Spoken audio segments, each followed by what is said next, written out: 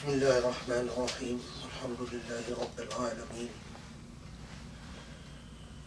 والصلاة والسلام على محمد النبي الأمين وعلى آله وأصحابه ومن اتبعه بإحسان إلى يوم الدين.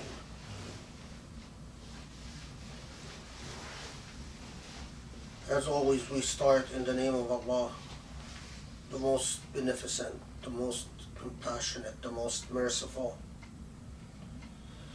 the Lord of the heavens and earth, the eternal, the one and only, the one who is indivisible, without equals, without a wife, without a son.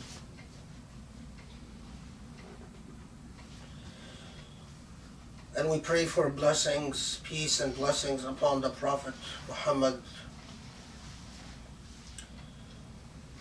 and his family and his companions, and upon all those who followed in the footsteps of the Prophet Muhammad ﷺ, believing him and affirming his message. And we also pray for peace and blessings upon all the prophets of Allah subhanahu wa ta'ala, from the very beginning till our very day.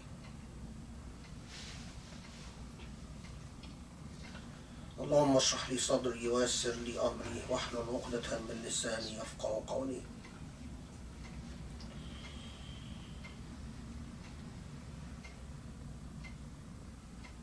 In the previous Jumu'ahs,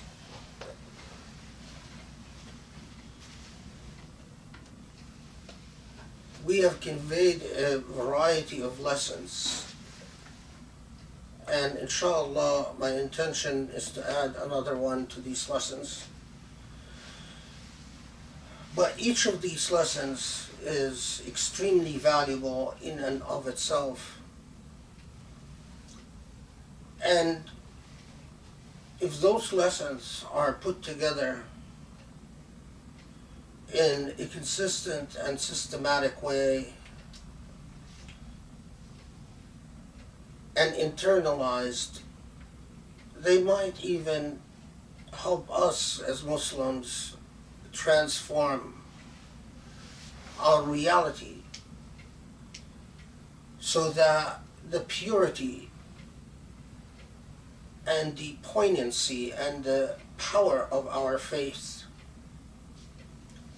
can return to its luster and to its pristine freshness. In past Jumu'ahs, for instance, we talked about a rather obvious point, but a point that contemporary Muslims always ignore, that all the messages of the prophets, all the prophets of Allah, always came invariably, without exception, to be a voice for the dispossessed against the empowered. All the prophets come to people who are mustadafina fil ard, people who are oppressed, and they speak for the oppressed against the oppressor. This theme is consistent and basic to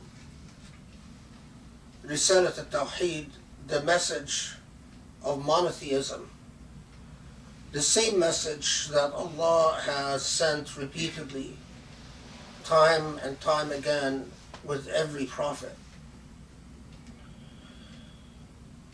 If any of you have read, especially the Old Testament, the Torah, one of the major disagreements that we Muslims have with the Torah is the fact that it conveys, or it talks about the prophets of God alayhimus salam as people who at times partook not just in power, not only became powerful kings, but also indulged in the sins of power. So David and Solomon, and there's several other examples in the Old Testament which position the prophets as people who can become sufficiently empowered as to commit injustices and transgress upon the rights of others. In Islam, that narrative is completely rejected. And when we talk about the role of the Prophet Muhammad ﷺ, Muslims who understand the political role of the Prophet ﷺ after migrating from Mecca and Medina as an exemplar of a ruler who ruled with absolute justice and an unrelenting effort to empower the disempowered and stand against the empowered are very different in their understanding of Islam from those who imagine that as a leader and a ruler, the Prophet Muhammad ﷺ was not restrained by moral precepts and was not constrained by a strict ethical paradigm. One of the reasons that those who fell in love with the Prophet ﷺ is because of his mercy and his compassion and his justice and his social empathy and his uncorrupted character as a ruler. Another lesson, which is a critical one, is that even in the existence of the Prophet ﷺ in his lifetime, when Muslims would enter into a covenant with the Prophet ﷺ, part of that covenant would be that they will speak up for truth. And even in the presence of the Prophet, that they don't surrender their free will to even the Prophet of Allah.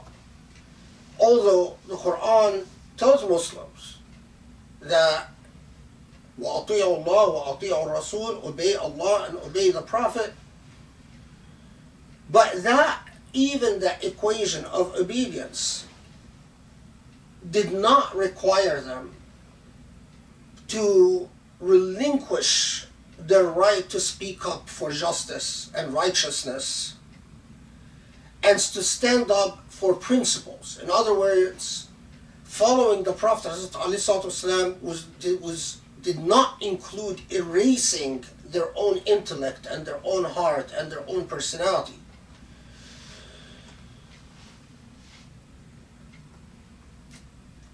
If Muslims reflect upon that lesson, it would solve so many pedantic issues that they get stuck on. It would remind them that essential to their khilafah on earth, essential to their this agency on earth on behalf of Allah, is that their conscience must be always sharp and lively and active, and at no point are they allowed to dull their conscience and simply say, well, we follow orders.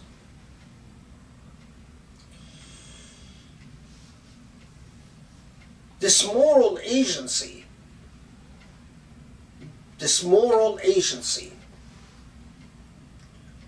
is what distinguishes the message of the Quran from the Christianity, especially the Christianity that existed pre-Islam and during the medieval era, where a person's moral agency was supposed to be surrendered to the church, and also distinguishes it from Judaism before Islam and Judaism in the medieval era, where moral agency was surrendered and turned over to the rabbinic class. And that is why the Quran is very critical of the role of the rabbinic class, because they demanded that human beings surrender moral agency to them. Now, of course, in Judaism, many things take place, but in due time comes a major reformer who is heavily influenced by Muslim thinkers, Maimonides, who interacts with the Jewish tradition and attempts to restore moral agency in the Jewish tradition despite the rabbinic class. And Christianity has its own history of reform. It is time for us Muslims, now it is time for us Muslims to rethink the ways that we have lost moral agency and we have surrendered moral agency, and to engage in our own self-reform and our own self-revisions. Because although the Quran and our tradition is very clear about the role of moral agency, we often act as if we can surrender our moral agency to a set of literal injunctions written verbatim in a book. So we think that it is enough to read hadith, and that hadith becomes the bearer of our moral agency, and we don't have to worry about things anymore. And that's extremely dangerous, because without moral agency, you don't have real believers. It's like when Allah talks to the kuffar of Quraysh, and when the kuffar of Quraysh say, why didn't he send an angel? If this is a true message from Allah, why didn't Allah send an angel? And Allah responds to this in the Quran by saying, people, if I would have sent an angel, it would be all over. It would be all done. Why so? Because the act of moral agency and voluntariness would be meaningless. You can't disbelieve a physical presence like an angel. The reason I can continue to give you moral agency as human beings is because I've sent a prophet who is a human being. And as a human being, you still, مَنْ شَاءَ فَلْيُؤْمِنْ وَمَنْ شَاءَ فَلْيَكْفُرْ. You still have the agency of whether to believe or not to believe. But remember that even after believing, there is a great amount of moral agency that comes in the challenge of nifaq, in the challenge of hypocrisy, and in the challenge of shirk, associating partners with Allah. Because shirk itself is shirkun jali, an obvious shirk, when you say that Allah has a son, when you say that Allah, there's two gods instead of one, when you say that there are a God of wind, earth, that's shirkun bawah or shirkun jali, that's an obvious shirk. When you, in your heart, worship money more than Allah, that's shirkun khafi. That's hidden shirk. So even after Iman, your moral agency, the challenge of moral agency is still there because of the challenge of shirk. And nifaq, hypocrisy, is very stealth. We are hypocrites. Often we become hypocritical within our families, within our friendships, within our jobs. We say something and we do something different. We expect something from others that we don't expect from us. These are all forms of hypocrisy. And moral agency is critical. We also learned from these Jumu'ahs that the nature of tyrants and oppressors is to accuse their opponents of the worst crimes. So the Pharaoh accuses Moses of being what? Of being a terrorist. And part of your moral agency, and we've talked about this quite a bit already, but as a recap, if you as a Muslim can look at the powerful and look at the disempowered, and you sympathize with the powerful against the disempowered, and you believe the powerful when they start accusing the disempowered of the most ugly crimes, and ifsad fil ard, like Pharaoh accused Moses, then there is something wrong. Something wrong in your spirit, something wrong in your intellect, and something wrong in your iman, in the understanding of your faith.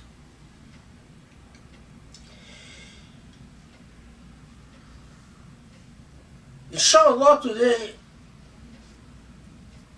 we add another element in this critical understanding of our faith and why Islam and the power of Islam, which is manifested through the power of the book of Allah subhanahu wa ta'ala, Quran. أَلَا يَتَدَبَّرُونَ القرآن. Don't they reflect on the Quran?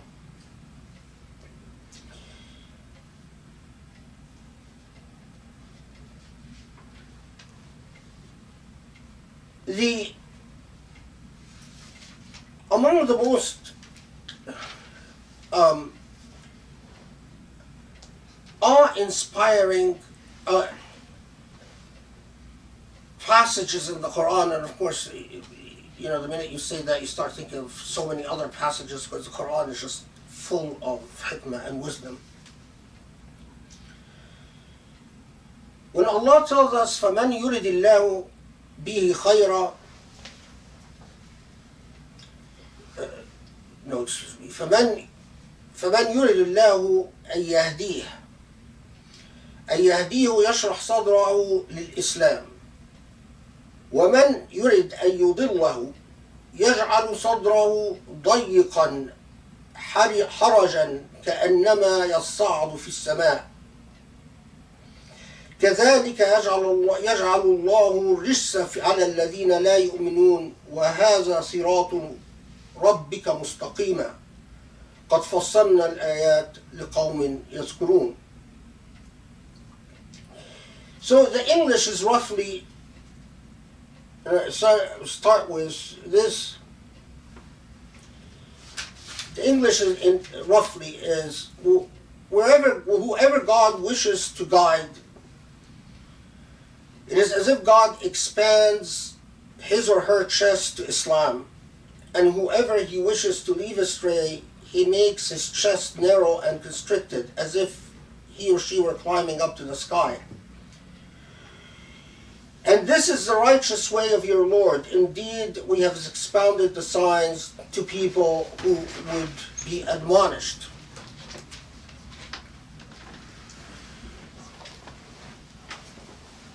The mark of faith,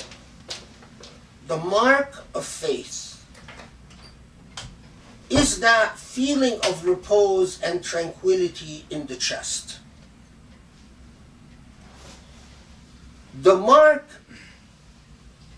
that you are straying away from Allah,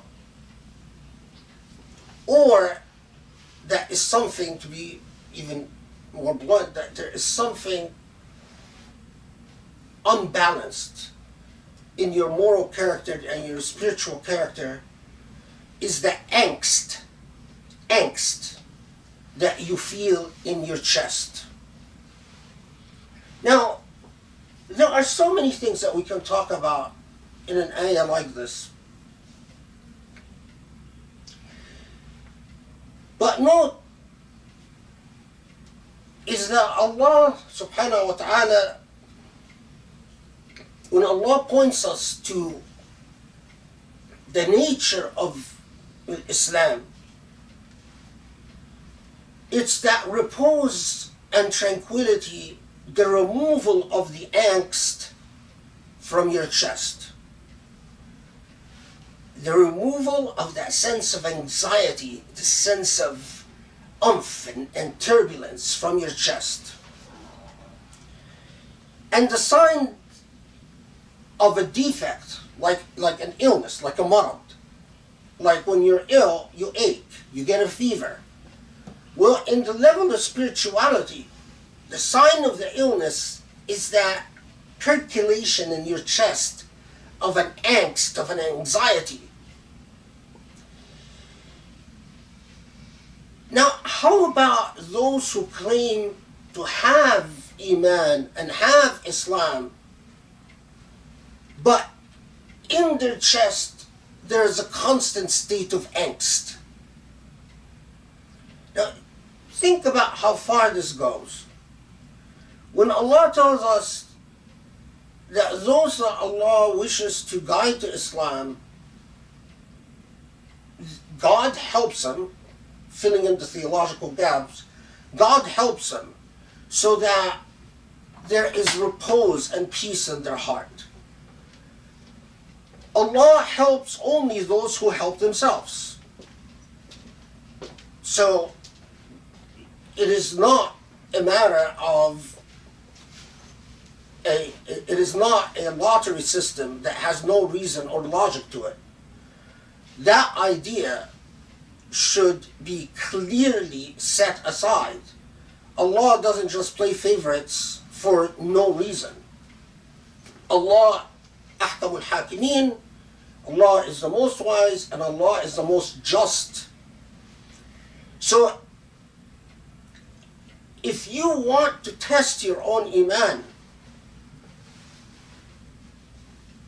the first step to doing so is to check your angst. How does your chest feel? If you are always anxious and worried,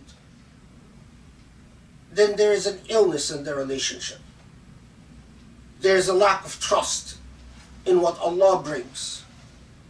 If you're always full of anger and a desire to avenge yourself, then there is an illness in the chest. Even worse, if you hurt human beings and you know that they go home and raise their hands to Allah and say, Allah, punish the zalim, punish the oppressor, and they mean you, then your heart would be full of angst. Often people deal with this sense of angst by treating it with drugs, alcohol, distractions, games, sex. It is the same illness, and human beings respond to it, but also people deal with this angst by acquiring a lot of money, acquiring a lot of possessions, buying things, belonging to expensive clubs where they waste a tremendous amount of money. But note that ultimately Allah teaches us, as Allah tells the Prophet ﷺ, لَيْسَ عَلَيْكَ هُدَاهُمْ, it is not up to you who will be guided and who will not. I can tell you now that part of the critical understanding of Islam is that if a Muslim hurts someone else because they are not a believer, or because they think of them as a bad Muslim. In other words, if a Muslim kills another human being because they don't have huda, they don't have guidance in their heart, or because they think of them as bad Muslims, there is no two ways about it. That is a lack of faith. Because if Allah would have willed, that person would have been truly guided. When a Muslim does what people like in ISIS do and Qaeda do and so on, or even at lesser forms, even if you don't kill a person but you just hate a person because they're not a believer, it's a lack of faith, because Allah told you very clearly, this is up to Allah. If you don't believe me, I learned a few days ago that the producer of the documentary Fitna, if you remember, there was a documentary called Fitna that came out after 9/11, a horrible piece of propaganda against Islam. The producer of that documentary became Muslim, converted to Islam, and he has many videos on YouTube talking about how he became Muslim. And as I was listening to his interviews, this ayah kept repeating in my mind. Everything he talked about is how his heart was full of angst after finishing that documentary Fitna, and how upon deciding to just read the Quran, his heart was full of inshirah, that tranquility that is a gift from Allah. It is as if Allah said, you worked very hard in hating me, but I love you. And you read the Quran, and I will reward you by touching your heart. That same person that I saw years ago in 2006 or 7 on some videos, and I just thought, what a devil. When I watched his videos this week, I thought to myself, God, his face is full of light, full of beauty. What a beautiful human being. He used to be a part of the Geert Wilders party in the Netherlands. He left that party and started a new party based on Islamic principles called the Unity Party in the Netherlands.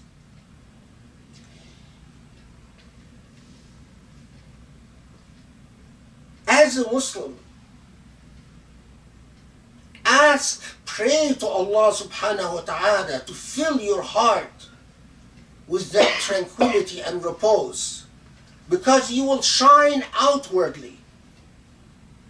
And to remove the angst in your heart, whether the angst is there because you worry about your future, whether because you're angry at your wife or husband, whether because you have political problems, the angst is from the devil.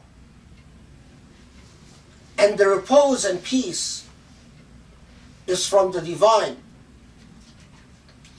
But I want to take a step back and point your attention to another element in Surah Al-An'am. Every surah in the Quran is full of wisdom, and each surah has a personality, an ethical personality that is as distinct, that is, well, I'm not sure as distinct as what, but that is very distinct, like the planets that form the solar system. Each surah is a part of the ethical totality that is presented to Muslims. So before Allah tells us, يشرح صدره للإسلام, And note just a passive thing, when Allah describes those who Allah doesn't guide and says that their chest becomes tight, full of angst. كالذي يصعد في السماء, that who goes up on earth. Now, of course, in our modern age, we know that as you rise in the heavens, the more you rise, the less oxygen there is, and the more you become, you suffocate. And interestingly, when this surah, this ayah was revealed, the Muslims, commentators, the Ahl Tafsir, weren't quite sure what does it mean. Why is it that when someone, because they didn't know that there's less oxygen the higher you go. And so they said, well, subhanAllah, we're not sure what Allah means when it says, rises in the heavens, and so they become choked up and can't breathe. Well, now, in the modern age, we found out what that means, is that the higher you go, the less oxygen there is, and so that's why Allah uses the form yas'adu, not yas'adu. Yas'adu, which means continues to rise. So the more you can rise, the more you suffocate. The Quran, again, is full of these indications that the author of this book had a complete awareness of the sciences that we discovered centuries later. So before Allah introduces us to this, though, Allah says, أو من كان ميتا فأحييناه وجعلنا له نورا يمشي به في الناس كمن مثله في الظلمات ليس بخارج منها كذلك زين للكافرين ما كانوا يعملون وكذلك جعلنا في كل قرية أكابر مجرميها ليمكروا فيها وما يمكرون إلا بأنفسهم وما يشعرون وإذا جاءتهم آية قالوا لن نؤمن حتى نؤتى مثل ما أوتي رسل الله الله أعلم حيث يجعل رسالته and so on. So, the translation first. Is he who is dead, then we gave him life and bestowed upon him a light by which he is able to walk in the right way among people, like the one who is blundering about in darkness and will not come out of it. So was made alluring to the unbelievers that which they were doing. And so we have placed in every town chiefs of the wicked to spread the snare of their vile schemes. But they themselves become entangled in their snares, and they do not realize it. And if a sign comes to them, they say, we will not believe until we are given the like of what was given to the messengers of God. God knows best with whom to entrust his message, and so on. Now, this ayah, though, again, there are so many things that one could address in this, but the image of a Muslim being as if alive, those who turn towards Allah are the ones who are truly alive, and alive with light. And those who turn away, it's as if they're dead. And I've talked about this notion in several khutbahs before, but I want to focus on another thing in this ayah that people don't usually notice. Allah tells us who posed the greatest danger to light and the biggest attraction towards darkness. أكابر مجرميها. The most powerful, the most rich are always the ones who, at the same time that their hearts are full of angst and lack of tranquility they are also the ones that often are the cause of the most corruption. But note here, of course, we think of the most corruption meaning, well, they're very powerful, so they're unfair, they're unjust, they're oppressive. Yes, all of that. But note how Allah points our attention to something quite critical. وَإِذَا جَاءَتْهُمْ آيَةٌ قَالُوا لَن نُؤْمِنَ حَتَّى نُؤْتَى مِثْلِ مَا أُوتِيَ. When they come to prophets, they say, no, we will not believe unless we have an honored status like these prophets. Now, most Muslims read this and say, oh, well, okay, it means that they're jealous of Muhammad as the Prophet, ﷺ, and they maybe wonder why weren't they picked as prophets. You know, the rich people are entitled, and they say, well, you know, we're rich, we should have been the prophets. Well, not quite. It does include that, but that's not the critical point. نُؤْتَى مِثْلِ مَا أُوتِيَ رُسُلُ اللَّهِ. They want the legislative and executive powers of the prophets of God. The source of their corruption is that even when they become believers, or when they do become believers, because they are haughty and arrogant, they effectively then use the message of the prophets to empower themselves by demanding the doctrine of obedience that effectively makes them the people obeyed in society. Look at every tyrant. Very few tyrants, there are, but very few, will completely destroy the idea of God in society. Stalin, sure, but that's a communist creed and so on. Rather, what tyrants want is to have the legislative and executive powers that prophets had. So they embrace the religious establishment, but then demand obedience to themselves. So even we find this among so many modern Muslims around the world.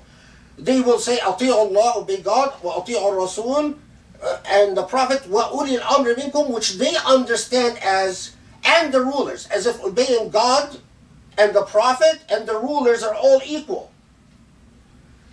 What the earmark of the injustice that erases the tranquility in the heart and teaches people hypocrisy and teaches people this, creates that heaviness in the chest. The earmark of that is when rulers usurp the power of Allah and usurp the power of the Prophet ﷺ, or prophets in society.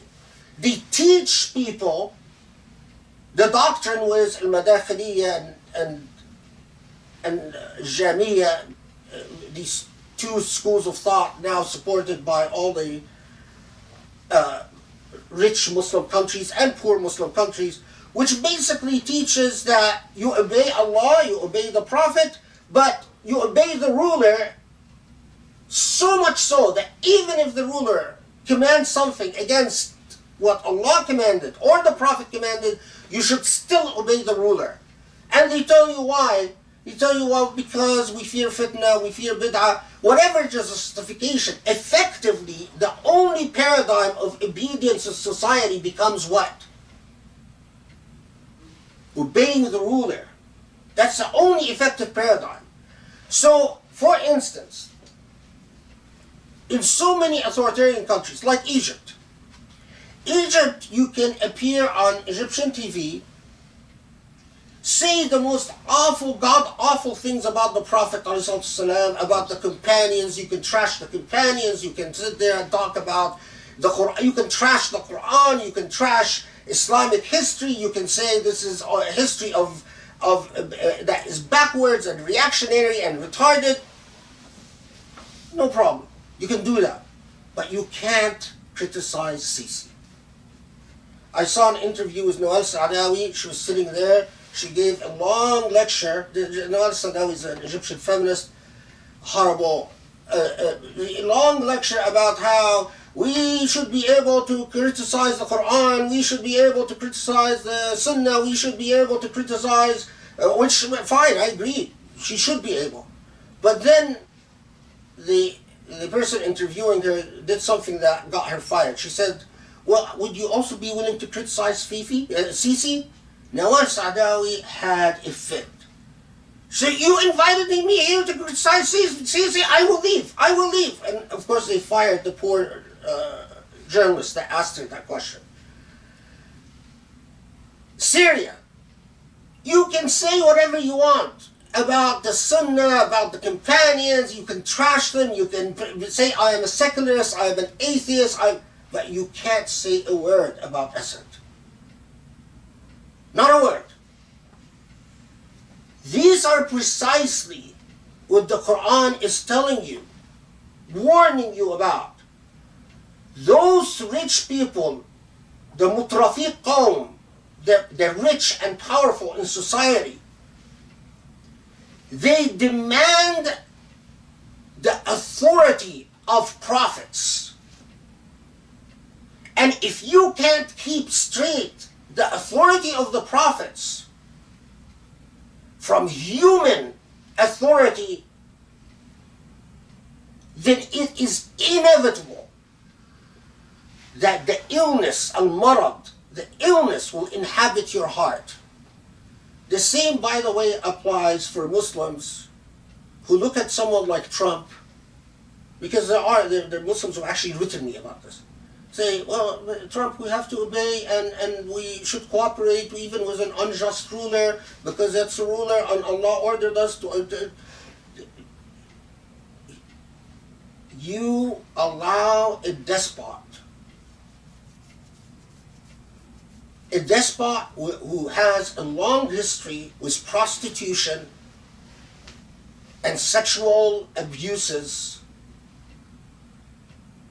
to become your effective God when you adhere to the doctrine of ta'ah, to the doctrine of obedience, and take away your moral agency. The problem is not obeying.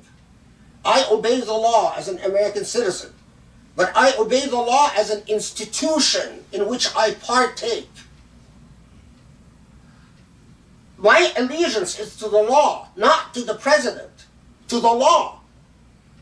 Because the law represents a symbol, it's a justice.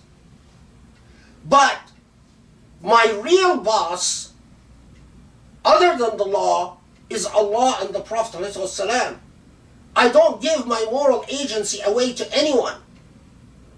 When you decide that your allegiance is to a human being, that you obey without exercising your moral agency, it's as if like you gave the bay'ah to the Prophet ﷺ, but did not agree like the prophets did, like the companions did, as I talked about in the past, to stand up for truth. Remember, the companions would give their bay'ah to the Prophet that they will obey him, but they will also stand up for truth. نقول قولة الحق لا نخشى في الله لومة لائم. That we will not allow fear. So even with the Prophet, we don't give up our moral agency. So how about another human being? Learn, because these elements is what the enemies of Islam use to try to create doubt in our youth, to try to tell our children, the religion your parents belong to is backwards and retarded. The guy that just became the Prime Minister of Britain, what's his name? Boris Johnson. Boris Johnson. He has a book on Rome. At the end of the book on Rome, Muslims don't read, and that's the problem. He has an appendix. The appendix is about Islam. He sits there and he talks about how his great-grandfather was a Muslim and blah, blah, blah, and so on and so forth. But the most important part, he praises Churchill and praises Churchill's understanding of the Muslim world. And says, the problem with the Muslim world is Islam. Because Islam held Muslims back, and Islam is a despotic religion that prevents its followers from understanding the basics of liberty. Of course, who is he relying on? He's relying on our idiotic Muslim brothers and sisters who go around teaching about ta'ah, obedience. Allah warned us. The most corrupt in town are going to be those powerful rich who want an authority co-equal to the authority of the prophets. Allah warned us. Don't give away your moral agency because it will benefit you nothing in the hereafter.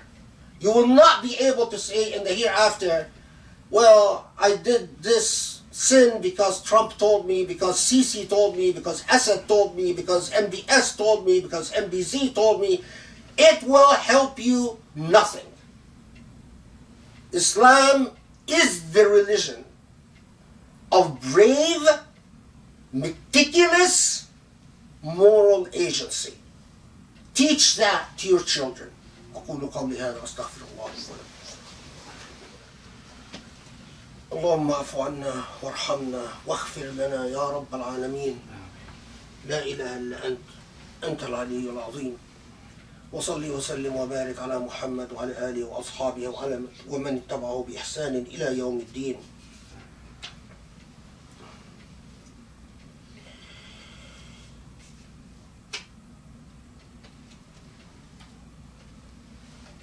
There is so much that goes on every week, and of course there's no hope of touching even just a little about on all that is important and relevant.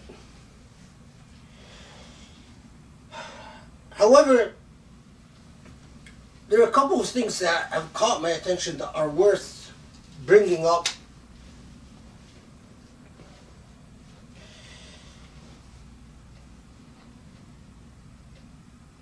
Recently, there is a U.S. citizen called Reem Mohammed al-Dasu'i who went to Egypt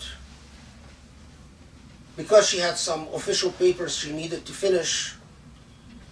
She's a U.S. citizen. She's been living in the United States for a long time. Her son is an American citizen and 12 years old who was born in the U.S. She goes to Egypt. She stopped at the airport upon her arrival and she is arrested. And why is she arrested? Because she has on her Facebook posts about the human rights abuses in Egypt. The government arrests her, keeps her in the airport for 18 hours, separates her child from her. They take her to somewhere that's unknown, and then the 12-year-old child is turned over to another American Egyptian family in Egypt who eventually fly him back to the US. Alhamdulillah, at least, if this was Syria, I'm sure the 12-year-old would have been arrested with the mother and disappeared in prison as well.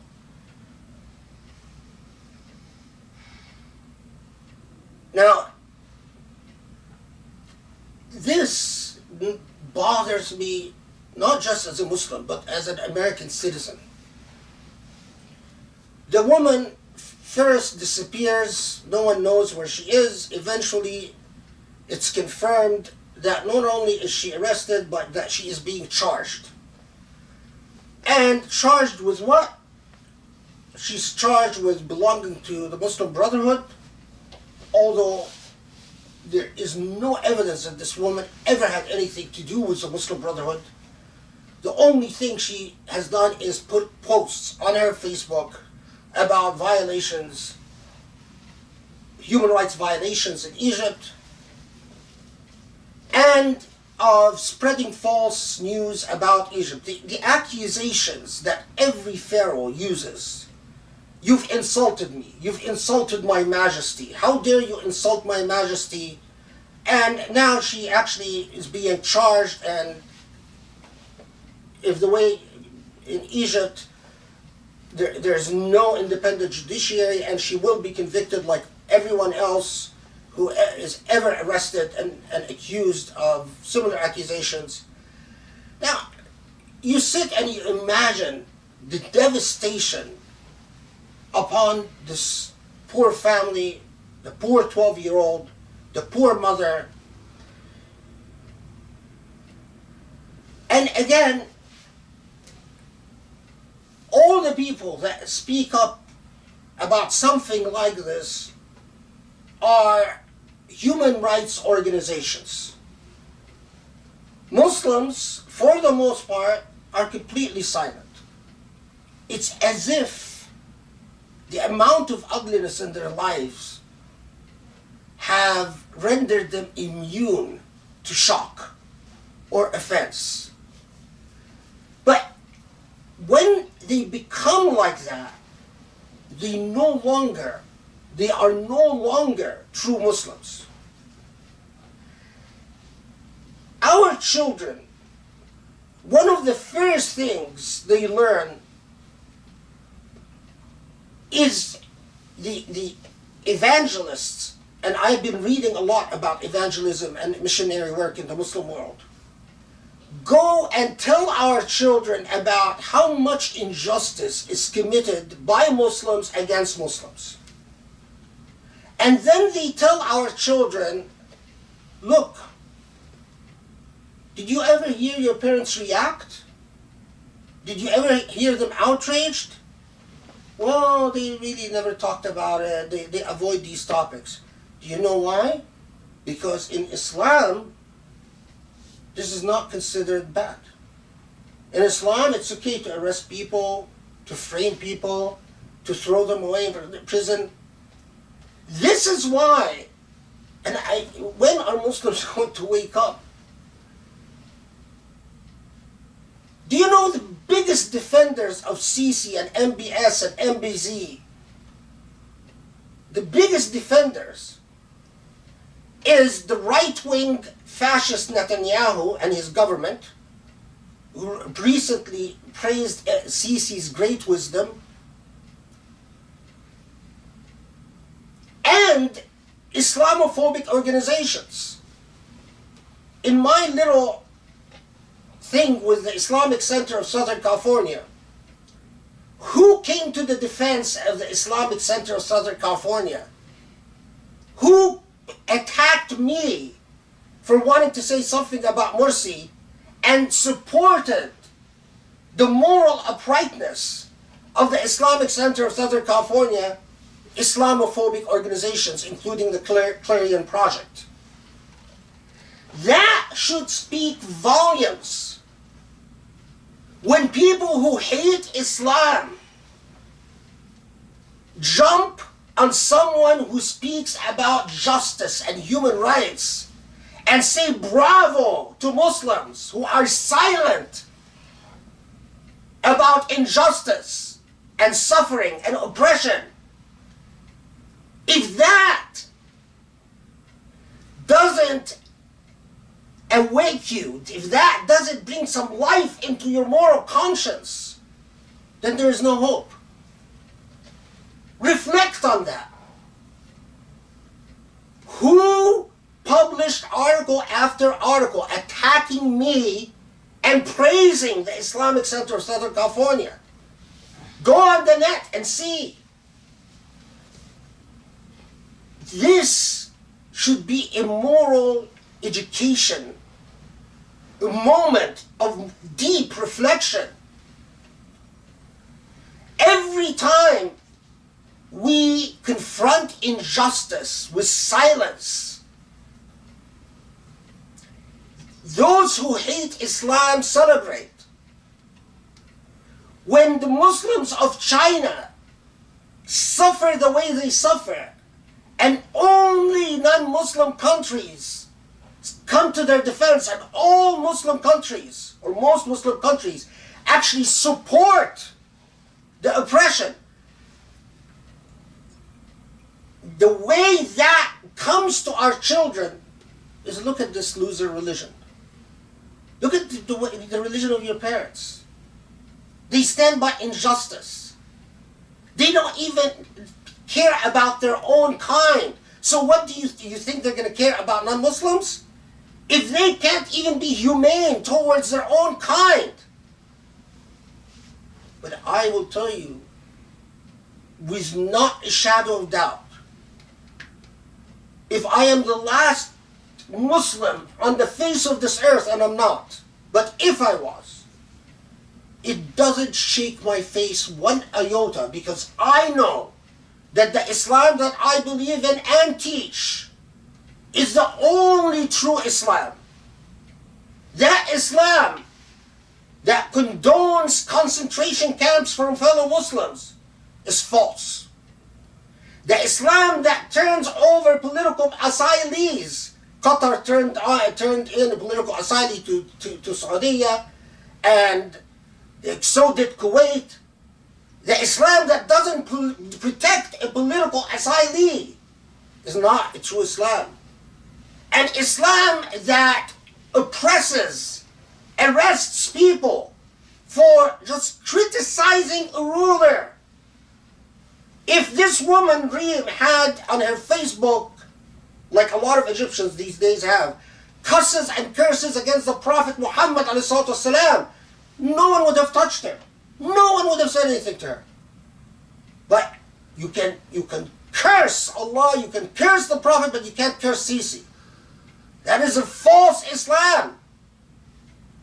You are not going to be able to raise your head in front of your children unless you declare very openly with me that this is not a real Islam. Your children will grow to not respect you because you're not a role model. You're a moral coward. And our children will not respect moral cowards. Do what you want about Sisi and all of that, but I am telling you, in the same way that kid, the 12-year-old Reem al-Dasui's child, when Reem al-Dasui is sitting there in her prison suffering, she will raise her hands and do dua to Allah, and you know that the dua al-mazloom, the dua of the oppressed, is heard by Allah. And you know Allah will punish all of those who remain silent in their children. When your children grow up and they're not Muslim, and you sit there and say, why Allah? Remember this. Remember that you left Reem al-Dasui and her suffering and the suffering of her 12-year-old, and did not even support her with a tweet, with a message. Even didn't support her in your heart. It's an example. I don't know Reem al-Dasui. I've never met her. But I looked at her case file. She has nothing to do with the Ikhwan, never has. And like a lot of Muslims, anyone that opposes a ruler these days in the Muslim world, they get accused of being Ikhwan. And by implication, the terrorists. I'm going to close with a nice story, but I think a really heart-wrenching one, and one that really touched me. To see real Islam, the true Islam, the beauty of Islam, you don't see that Islam in the annals of power and authority and oppression. You know that Idlib in Syria is being bombed every day, and there are civilians being slaughtered every single day. And the world, as usual, you know, the Russian government and the Syrian government are slaughtering women and children and men every single day in Idlib. Out of this immense suffering, Grace, my wife, introduced me to a group on Facebook called Little Hearts Coricini, Coricini. And this group, it's amazing. With total conviction that they're doing for the sake of Allah. They go around sheltering, feeding orphans, children whose parents have been killed. Not only do they shelter and feed them, but they sing with them, dance with them, draw with them. They put smiles on their faces. Then, in addition to that, as they're going amidst the rubble, collecting orphans from the streets, they find little kitten that is ill and suffering, and cats that are starving. And in an act of amazing beauty, they save the cats and they take the sick kitten to a vet. And the comment one of these brave men made on the video just broke my heart. He's holding the little kitten, the sick kitten that he's going to save. And he says, the Prophet taught us that if you save his life, that you've saved the entire earth and that your fate is Jannah. In the midst of the suffering and rubble, their Islam translates into, I dedicate my life. The bombs are falling on my head, and I'm sitting there teaching the children the alphabet, mathematics, and dancing and singing with them and drawing with them and saving animals, suffering animals on the streets. That is the real Islam. That is the true Islam. This man's heart, these men, I assure you, despite all the deaths and suffering, their hearts are full of repose, tranquility, and comfort. Not angst, not anxiety. This is where the true Islam, not the Islam of Sisi and the rich people and MBS and MBZ and all the other, the grotesque corruption that surrounds us everywhere. This is the Islam. The reason I mention their name is look them up. Donate money. Save your soul, because if they are doing their part, Allah will hold you responsible for the suffering of these orphans in the hereafter. They've given you a way out. I've never met them. I don't know them. I know that Grace donates money to them, but support taking care of suffering orphans and suffering animals. And this is the manifestation of the true and real Islam in life. Look them up. Little Hearts in Syria, Idlib. And show them that you can be a real Muslim as well. أقول قولي هذا واستغفر الله لي ولكم. اللهم اعف عنا. اللهم ارحمنا. اللهم اهدنا لأقرب من هذا الرشد يا رب العالمين. وانصر الإسلام وأعز المسلمين يا علي يا عظيم. Allah, forgive our sins. Guide us towards the straight path. Guide us to be closer to you and to be beloved by you and to love you in turn. Allah support us so that Islam is firmly anchored in our hearts and the hearts of our children and the children of their children. Ya Rabbal Alameen. Ameen. Ameen.